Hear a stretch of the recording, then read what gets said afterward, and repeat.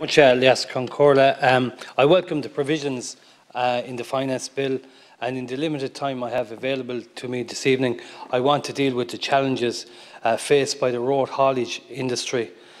This critical industry for our state is facing the double whammy of pandemic, Brexit, driver shortages and soaring fuel prices.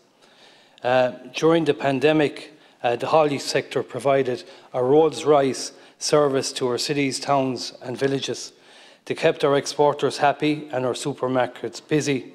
Despite the challenges, homes were well stocked throughout the country. There was little or no CRIS or PUP payments for anybody involved in the road haulage industry. They had also had to deal with the detrimental impacts and fallout from Brexit and all the delays and rerouting that has involved. At the same time, the industry is facing a shortage of qualified drivers, but the major issue facing the haulage industry and also the tour bus sector is the rising cost of diesel. There is a diesel rebate scheme of a small amount repaid to transport operators, but this has maxed out of 7.5 cents in the last quarter. While prices have continued to soar and a further increase in the carbon tax was added in Budget 22. The road haulage industry needs this limit to be abolished so that repayment can continue to keep pace with the rising retail price of diesel. The carbon tax is a green tax, but at the moment there is no viable alternative to the use of diesel, and even cleaner additives such as AdBlue have doubled and are expected to treble in price in the near future.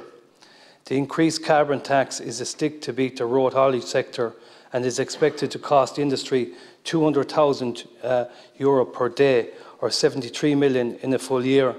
This, along with the excise and duty of 48 cents per litre, cost the sector €720,000 per day, or 262 million in the full year. We need to bring this vital sector with us, but where are the carrots to allow the industry to modernise its fleet to the highest viable environmental standards such as Euro 6? I believe that the Minister should remove the cap on this rebate as an amendment to this bill as a first step before the government sits down with the entire sector to complete negotiations on the 10-year strategy for the road haulage sector. I'm led to believe that the sector has many valid ideas that would greatly reduce this sector's carbon emissions.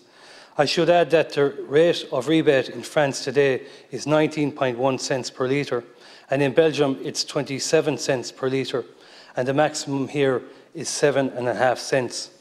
Minister, to remove this cap will only cost a fraction of the increased revenue raised from this sector in the coming year, and would be a welcome incentive to keeping this sector viable, having overcome so many adverse conditions in the last 2 years.